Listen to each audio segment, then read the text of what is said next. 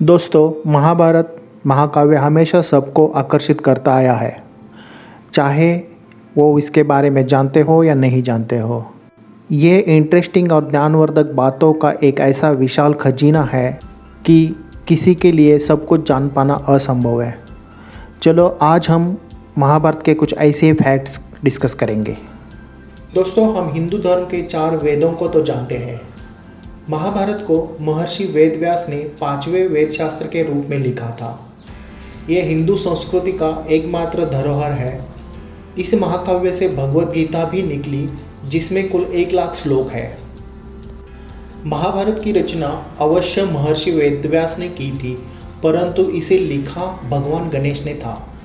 वह भी एक शर्त के साथ कि महर्षि वेदव्यास लगातार श्लोकों को बोलते रहेंगे बिना रुके हुए। महाभारत में 18 अध्याय है। सबसे पहले महर्षि वेदव्यास के शिष्य वैशंपायन ने पहली बार राजा जनमेजय के घर महाभारत पढ़ी, जो अभिमन्यु के पोते और परिशिष्ट के पुत्र थे। वेदव्यास कृष्ण द्वैपायन, धृतराष्ट्र, पांडु और विदुर के पिता थे। सहदेव एक उत्कृष्ट ज्योतिषी था। उसे सब पता था भविष्य में युद्ध होने वाला है, लेकिन वह चुप रहा क्योंकि वह एक अभिशाप के तहत था कि अगर वो किसी को कुछ बताता है तो वह मर जाने वाला था। सहदेव के महान ज्योतिषी होने की कहानी ऐसी है।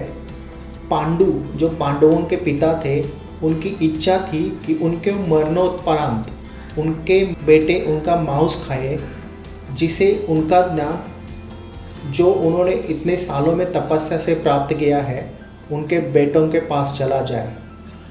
पांडव भाइयों में से केवल सहदेव ने एक मांस का टुकड़ा खाया। जिस क्षण उसने मांस खाया उसी क्षण वह भविष्य देखने के सक्षम हो गया, लेकिन भगवान द्वारा उसे रोक दिया गया। द्रोण का जन्म एक पात्र में हुआ था। वह ऋषि भारद्वाज के पुत्र थे। भीष्म का वास्तविक नाम देवव्रत था, किंतु उनकी द्वारा लिया गया कठिन व्रत, जो कि वह उम्र भर शादी नहीं करेंगे और उनकी पिता का विवाह सत्यवती से करवाएंगे, उसी व्रत के कारण उनका नाम भीष्म पड़ा। महाभारत का 13वां पर्व अनुशासन पर्व है, जिसमें भीष्म युधिष्ठिर को बताते हैं शासन का संचालन कैसे करें।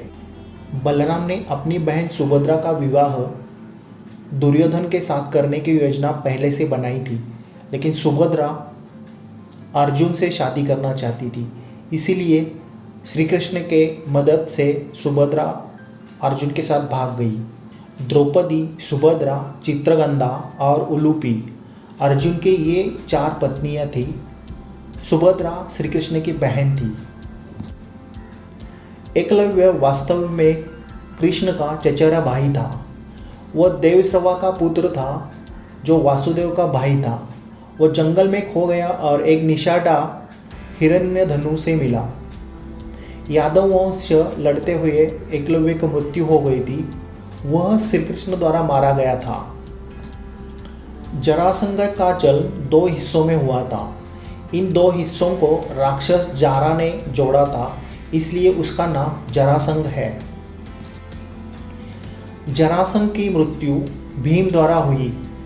जिस प्रकार उसका जन्म 2 हिस्सों में हुआ था, उसी प्रकार उसका वध भी 2 हिस्सों में हो गया। युधिष्ठिर की एक और पत्नी थी, जिसका नाम देविका था। वह सेव्या जनजाति की थी, गोवासना की बेटी थी। उनका पुत्र योद्धेय था। महाभारत में विदुर यमराज के अवतार थे। विदुर ने पांडवों को लाक्षागृह से भागने में सहायता की थी।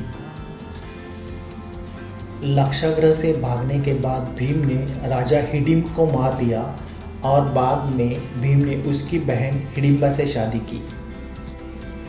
भगवान श्री कृष्ण ने शिशुपाल को मारने से पहले उसके कर्मों के लिए उसको 100 बार क्षमा किया था। पांडवों ने अपने शस्त्रों को अज्ञातवास के दौरान शामी के पेट छिपा दिया था।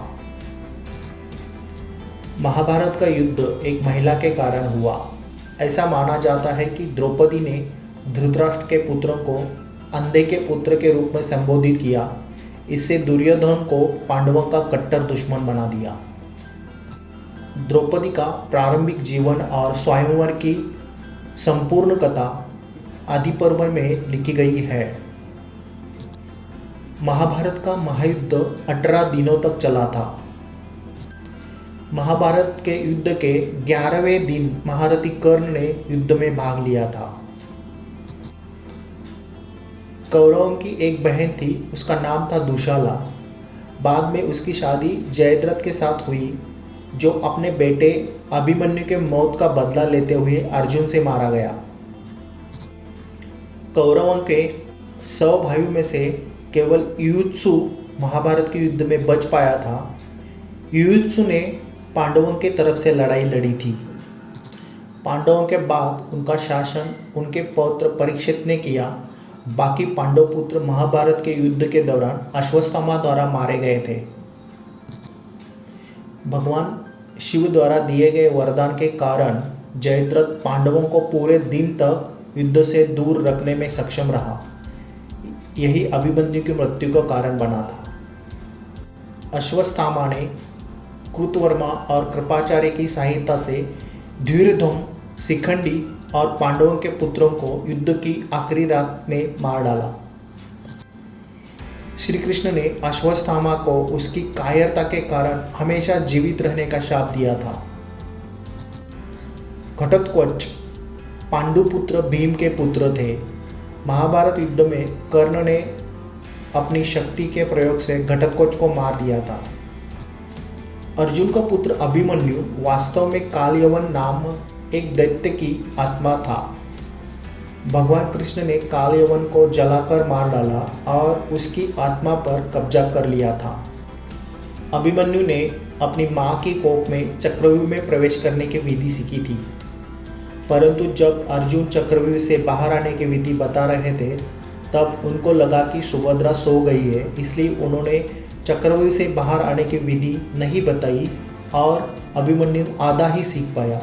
उसी के कारण उसकी मृत्यु हो गई। गांधारी के वरदान से दुर्योधन का शरीर अभेद्य हो गया, केवल उसकी जांघों को छोड़कर, जिस पर वस्त्र पहन लिया था श्री कृष्ण की सलाह पर।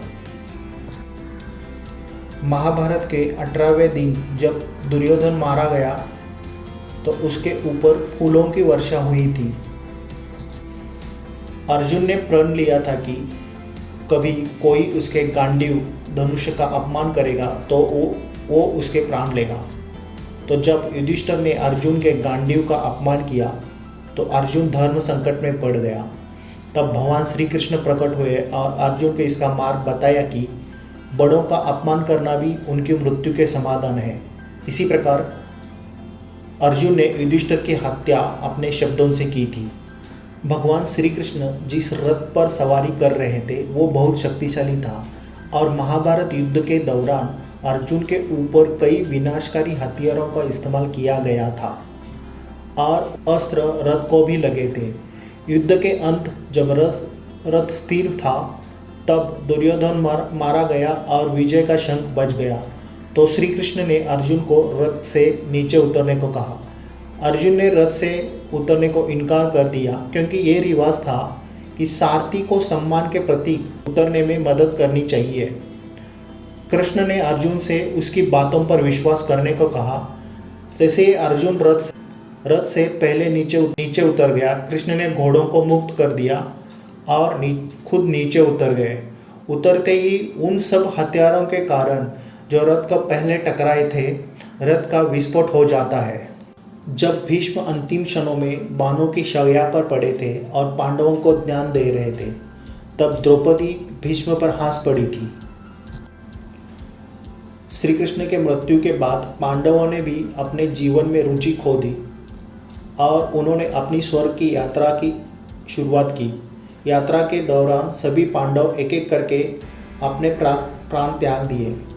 केवल युधिष्ठिर और एक कुत्ता स्वर्ग के द्वार तक पहुंचने में कामयाब हुए। युधिष्ठिर ने अपने भाइयों को स्वर्ग में पाया। वहाँ दुर्योधन से भी उसकी भेंट हो गई। वह दुर्योधन को स्वर्ग में देखकर हैरान हो गया। नारद ने युधिष्ठिर को समझाया कि दुर्योधन ने भी कभी कायरता नहीं दिखाई। उसकी मृत्यु एक योद्धा की तरह हो गई थी, इसलिए वो भी स्वर्ग में था।